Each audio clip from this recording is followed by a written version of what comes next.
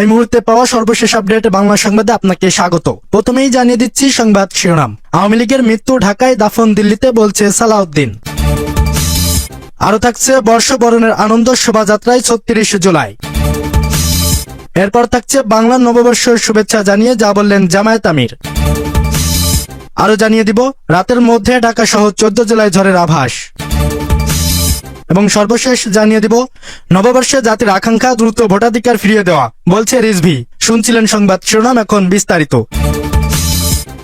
আওয়ামী লীগের মৃত্যু ঢাকায়, দাফন দিল্লিতে, বলছে সালাউদ্দিন। বিএনপির স্থায়ী কমিটির সদস্য সালাউদ্দিন আহমেদ বলেছেন, ছাত্র জনতার গণ অভ্যুত্থানে আওয়ামী লীগের মৃত্যু হয়েছে ঢাকায় আর দাফন হয়েছে দিল্লিতে। আজ সোমবার বাংলা নববর্ষ উদযাপন উপলক্ষে রাজধানীর রমনার বটমূলে বাংলাদেশ জাতীয়বাদী সামাজিক সাংস্কৃতিক সংস্থার বৈশাখী সাংস্কৃতিক অনুষ্ঠানে বক্তৃতায় কথা বলেন তিনি।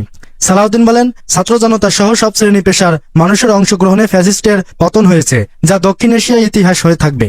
তিনি বলেন, বৈশাখী শোভাযাত্রা, মেলা, পান্তা এসব আমাদের সংস্কৃতির অংশ, যা নষ্ট করার জন্য মঙ্গল শোভাযাত্রার প্রচলন শুরু করে আওয়ামী লীগ। এ সময় বাঙালি সংস্কৃতিকে ধারণা করে ভারতীয় সংস্কৃতি বর্জনের আহ্বান জানান তিনি।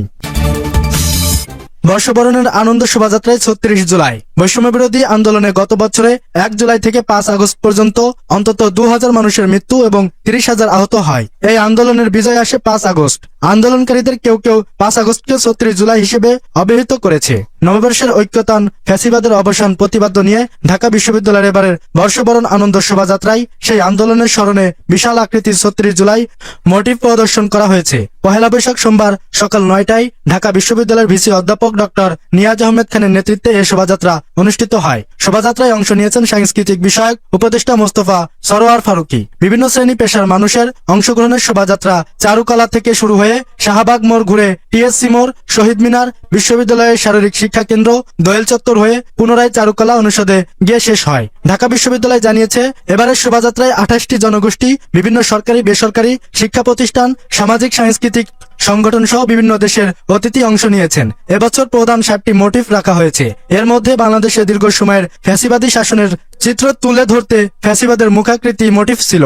বাঁশের বেত, কাঠ দিয়ে মুখাকৃতিটি তৈরির পর শনিবার ভোরে এক দুর্বৃত্ত এটি জ্বালিয়ে দেয়। পরে ককশিটের ওপর পুনরায় এটি তৈরি করা হয়। এবারের শোভাযাত্রায় জুলাই গণ অভ্যুত্থানে শহীদ আবু সাইদের প্রতীকী মোটিভ রাখার প্রাথমিক চিন্তা ছিল, তবে পরিবারের অনুরোধে সেই সিদ্ধান্ত থেকে সরে এসেছে প্রশাসন। আবু সাইদের প্রসারিত দুহাত না থাকলেও আনন্দ শোভাযাত্রায় স্থান পেয়েছে মুগ্ধের প্রতীকী পানির বোতল। এটি দ্বারা জুলাই গণ অভ্যুত্থানে জীবন দেওয়া শহীদের প্রতি ইঙ্গিত করা হয়েছে।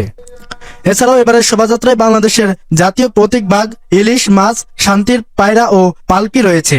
এবছর ফিলিস্তিনের নিপীড়িত মুসলমানদের লড়াই গণসংগ্রামের সঙ্গে সংহতি জানিয়ে তরমুজের ফালি মোটিক হিসাবে রাখা ছিল। তরমুজ ফিলিস্তিনের কাছে প্রতিরোধ ও অধ্যবসায়ের প্রতীক হিসেবে পরিচিত। বাংলা নববর্ষের শুভেচ্ছা জানিয়ে যা বললেন জামায়াত আমির। বাংলা নতুন বছর ১৪৩২ উপলক্ষে সবাইকে শুভেচ্ছা জানিয়েছেন বাংলাদেশ জামায়াতে ইসলামীর আমির ডক্টর শফিকুর রহমান। সোমবার দুপুরে নিজের ভেরিফাইড ফেসবুক পেজে দেওয়া এক স্ট্যাটাসে তিনি এই শুভেচ্ছা জানান। শফিকুর রহমান লিখেছেন, শুভ নববর্ষ ১৪৩২। দেশ বিদেশে অবস্থানরত সবার প্রতি নববর্ষের প্রাণ ঢালা শুভেচ্ছা। এই নতুন বছরে মহান রবের কাছে আমি সবার সুখ, শান্তি ও সমৃদ্ধি ও সুস্বাস্থ্য কামনা করছি। তিনি আরো লিখেছেন, দলমত, ধর্ম ও বর্ণ নির্বিশেষ সবাই এখন স্বাধীনভাবে নতুন বছরকে স্বাগত জানাতে পারছে। এটি নিঃসন্দেহে মহান আল্লাহর একটি বিশেষ অনুগ্রহ। এজন্য আমরা মহান আল্লাহর প্রতি শুকরিয়া আদায় করছি। জামায়াত আমির লিখেছেন, নতুন বছরে একটি নতুন বাংলাদেশ গড়তে আমাদের তরুণ প্রজন্ম তাদের দায়িত্ববোধ নিয়ে এই দেশকে নতুন উচ্চতায় নিয়ে যাবে এবং মানুষের আশা আকাঙ্ক্ষা পূরণে অগ্রণী ভূমিকা রাখবে, এটাই আমার দৃঢ় বিশ্বাস। রাতের মধ্যে ঢাকা সহ ১৪ জেলায় ঝড়ের আভাস।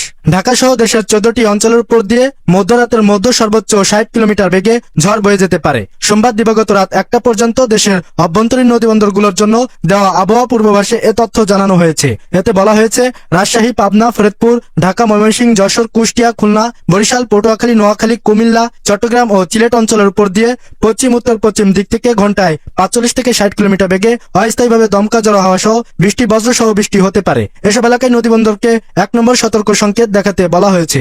এদিকে সকালে আবহাওয়া অধিদপ্তর জানায়, মৌলভীবাজার, চট্টগ্রাম, রাঙামাটি, ফেনী, কক্সবাজার, বান্দরবান ও পটুয়াখালী জেলার উপর দিয়ে মৃদু তাপ প্রবাহ বয়ে যাচ্ছে। আগামী ২৪ ঘন্টায় তা কিছু কিছু জায়গা থেকে তাপ প্রবাহ প্রশমিত হতে পারে।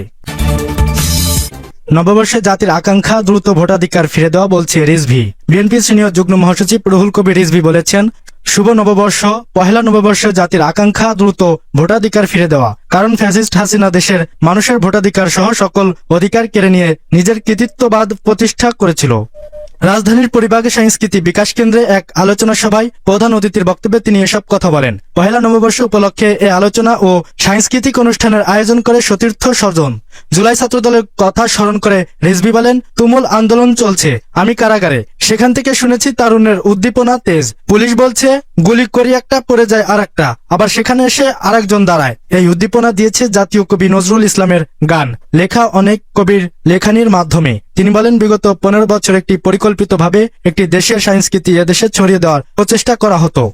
এমনকি এই পহেলা বৈশাখে মুখোশের আড়ালে আমাদের নেত্রীর বিরুদ্ধে অপপ্রচার করা হতো। এমনকি দাড়ি টুপি নিয়ে নানা ষড়যন্ত্র করা হতো। দাড়ি টুপি পরা সব মানুষ কি খারাপ? না। রুহুল কবির রিজভী বলেন, যার জন্য আমাদের 16 বছরের লড়াই, সেটি আমরা নিশ্চিত করি। সেই গণতন্ত্রকে নিশ্চিত করা নিয়ে কোনো টালবাহানা করা যাবে না। এই পহেলা নববর্ষে জাতির আকাঙ্ক্ষা দ্রুত ভোটাধিকার ফিরিয়ে দেয়।